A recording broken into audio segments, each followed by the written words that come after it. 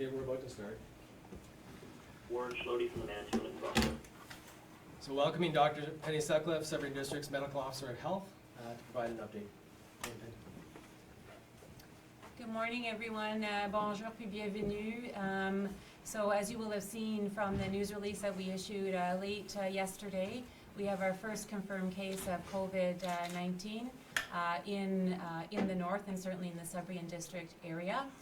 This is a man in his 50s on whom we're continuing to do additional investigations to really understand what the risks are. At this point in time, we do know that he attended PDAC 2020, the conference in Toronto, and then returned to Sudbury.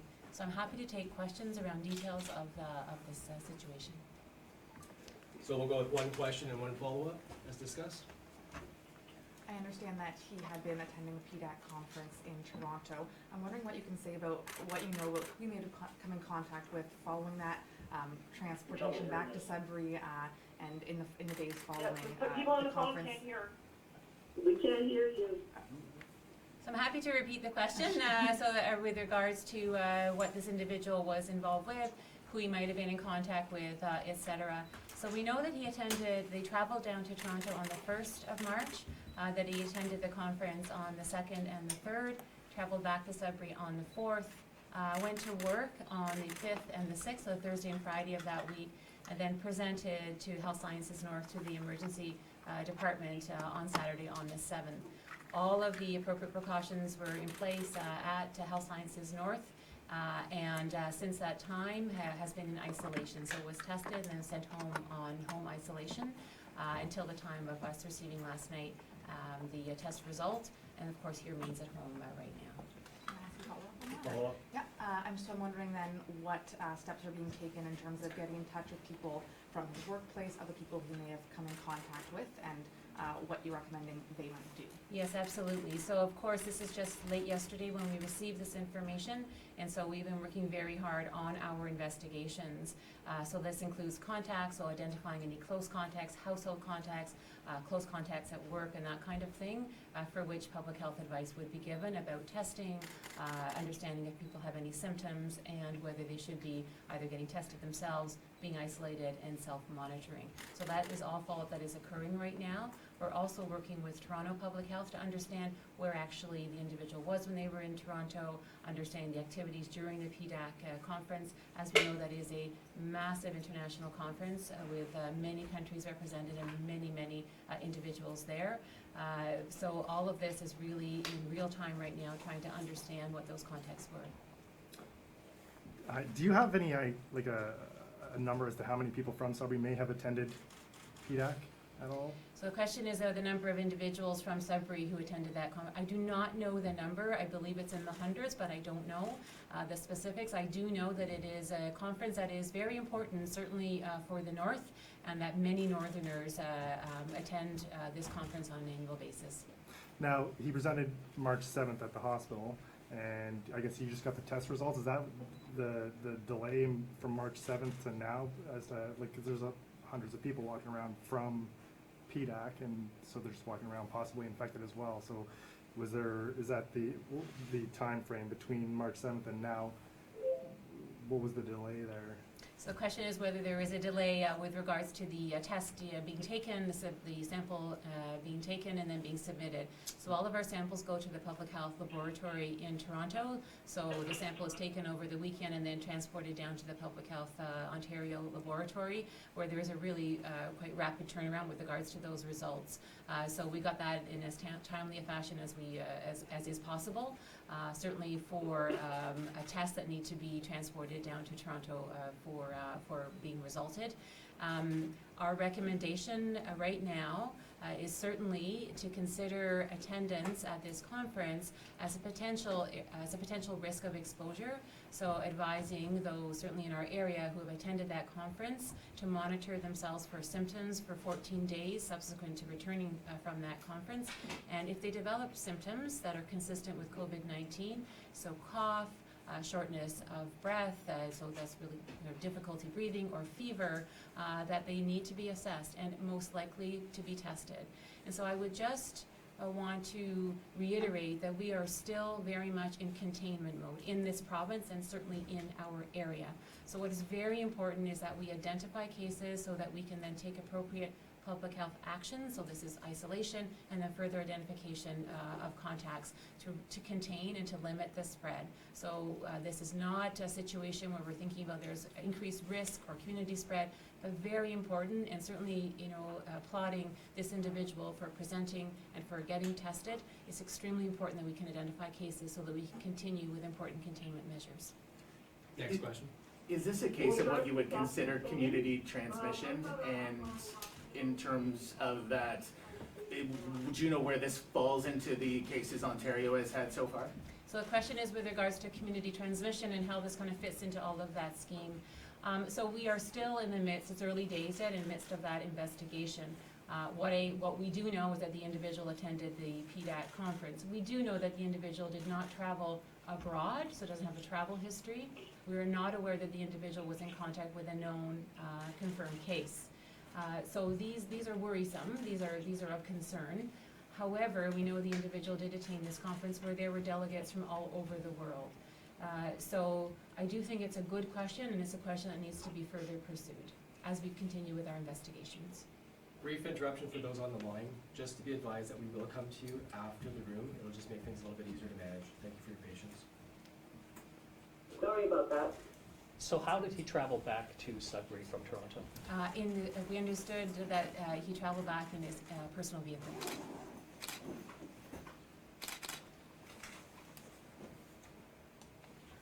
Next question.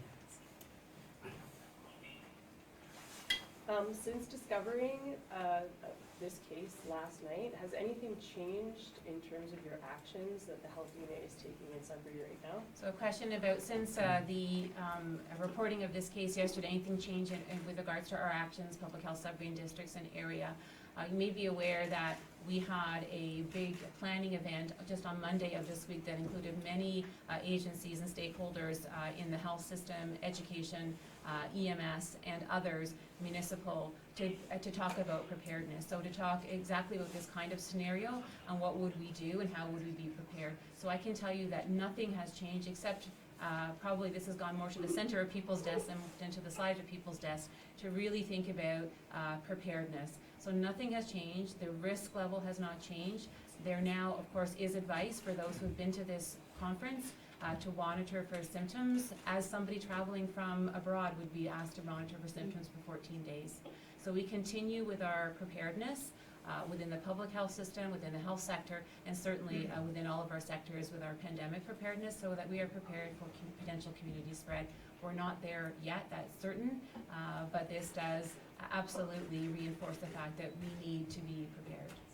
Okay. And just a follow-up question, how is the Sudbury Health Unit working with other health units in the Sudbury district to prepare for this?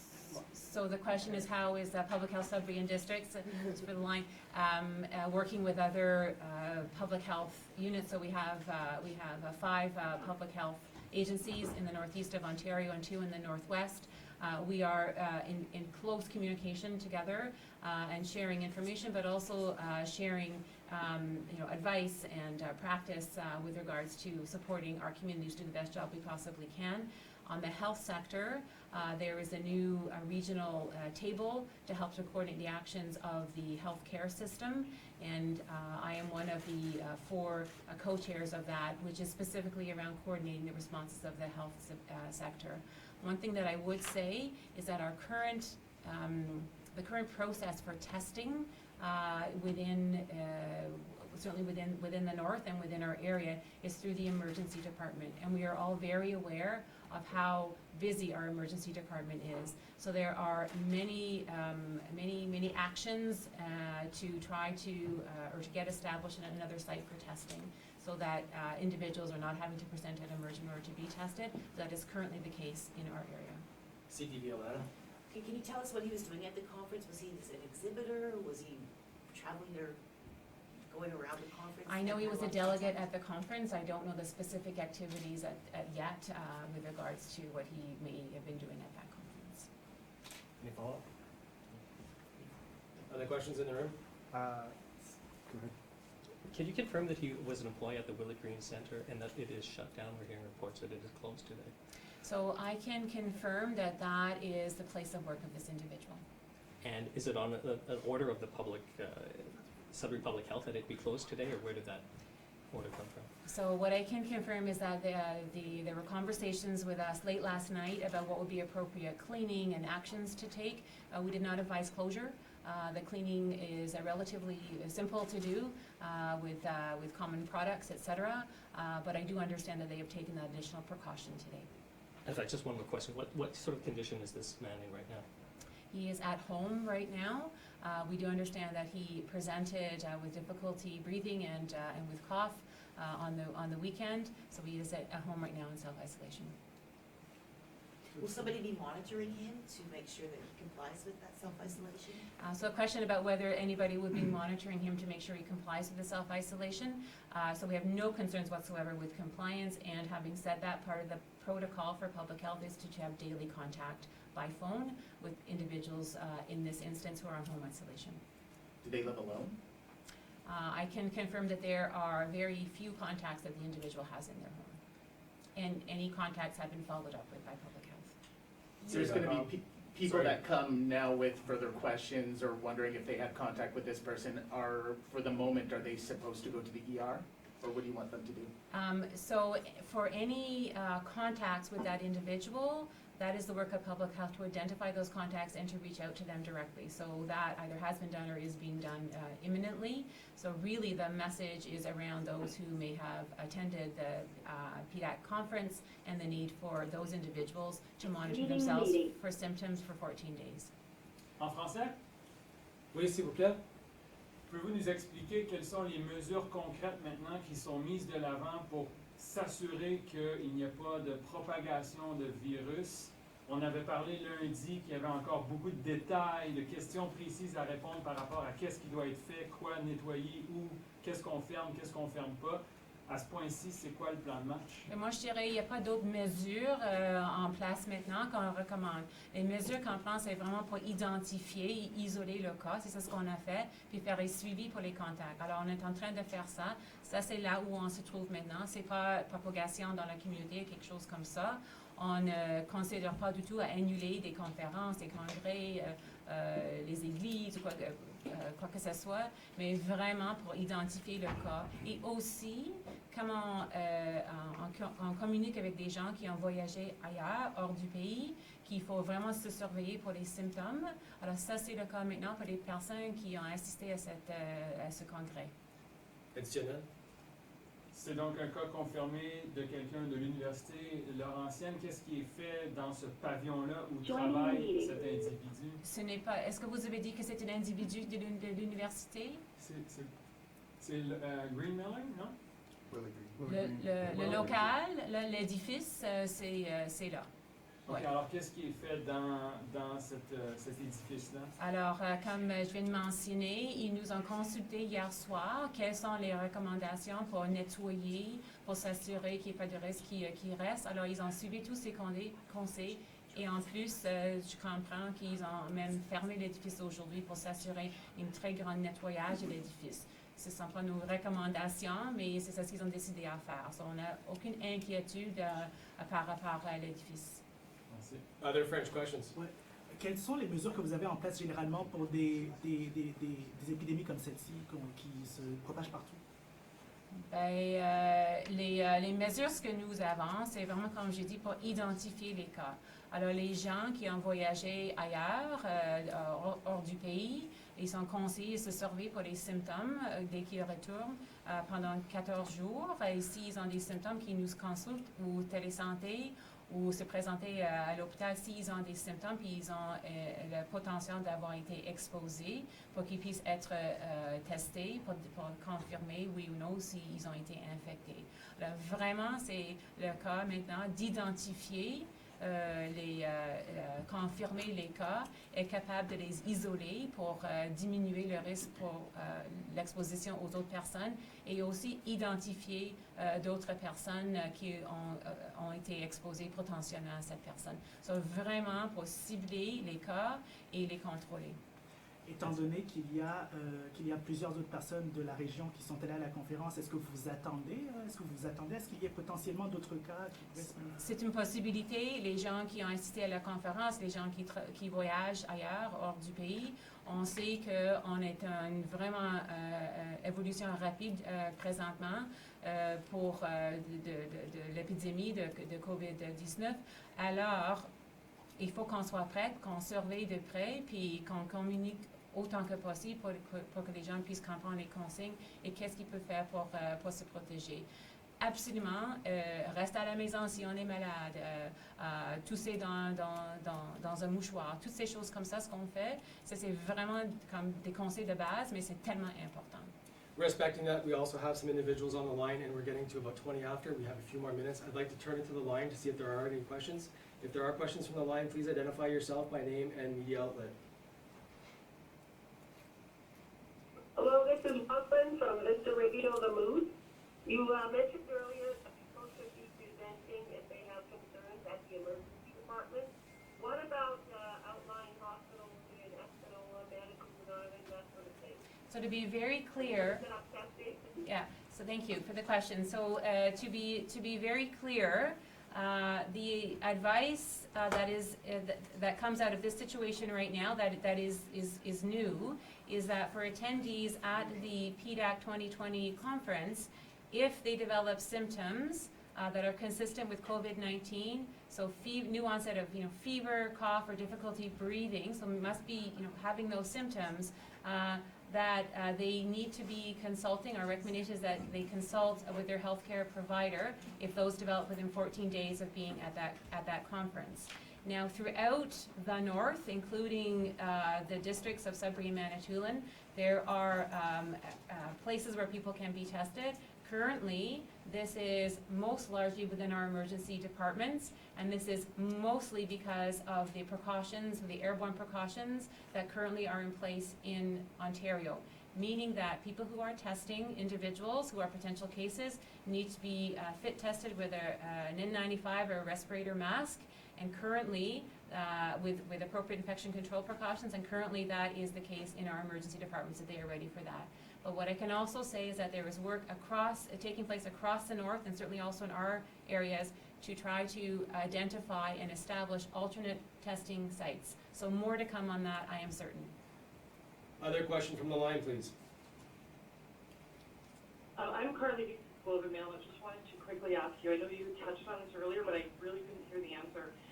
There are concerns about, obviously where this man was infected at the conference. But if you could just confirm at this point how he contracted the virus, and I'm wondering what you can just say about the concerns about, the possibility of further community spread. So I think that's an excellent question, and which we are studying very closely right now with regards to our own investigation. I cannot confirm where or how this individual was infected at this point in time. What I can say is that he attended that conference, the PDAC 2020 conference, on March 2nd and March 3rd, where we know there were many attendees from across the globe. So we are continuing our investigation, and also with Toronto Public Health, to identify as closely as possible what he actually was done at the conference, anywhere else that the travel took place in Toronto, or any other potential exposures. So what is unique about this situation, as I understand it, looking across the country right now, is the fact that this person did not travel abroad, and further that they do not have contact with a known case. So very important that we continue our investigation to try to answer those very questions that you were asking. Last two questions, please. Okay. From the room or on the line. How many people in the area are being investigated? Can you tell us how many people are being investigated?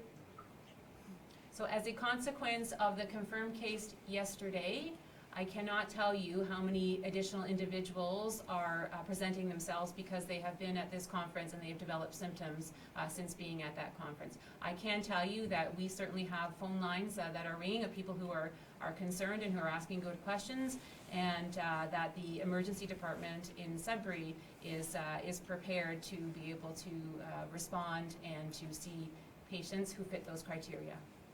Last question, please. Kelsey Papino with CTV News in Sudbury. My apologies if this is patient, but I didn't hear the answer. Is there a mechanism where you're reaching out to the people that work with this individual? You said he went to work for 2 days.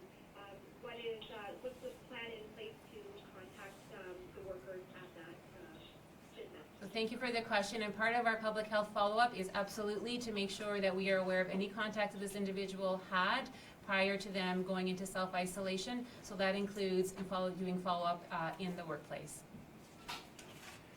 Thank you very much for your participation today. On behalf of Public Health of Sudbury Districts, if you have additional questions, you can contact the communications team. Main telephone number, extension 484, and we'll be happy to try and accommodate you as best we can with updates as the days progress. Thank you very much. Thank you, Dr. Sutherland. President Connor, CTV. La conférence.